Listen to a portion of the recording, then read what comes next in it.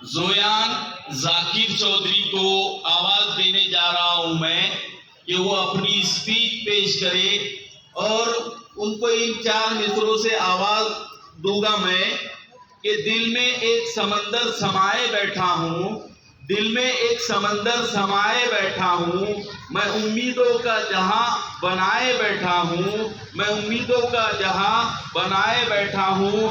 दुआ है खुदा से वो मुझे भी नवाजेगा, दुआ है खुदा से वो मुझे भी नवाजेगा, इसीलिए सजदे में मैं अपने सर को झुकाए बैठा हूँ, अपने सर को झुकाए बैठा हूँ। आपके सामने आ रहे हैं जोयान जाकिर चौधरी।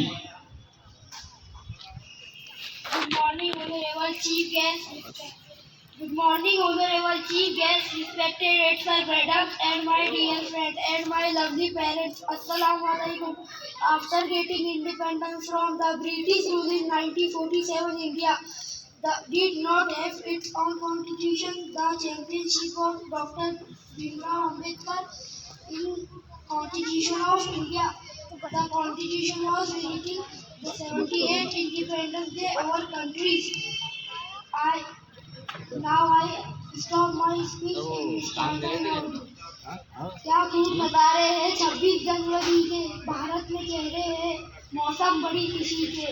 बच्चों से कह रही है खुशी हो क्या मैं, बच्चों से कह रही है खुशी हो क्या मैं।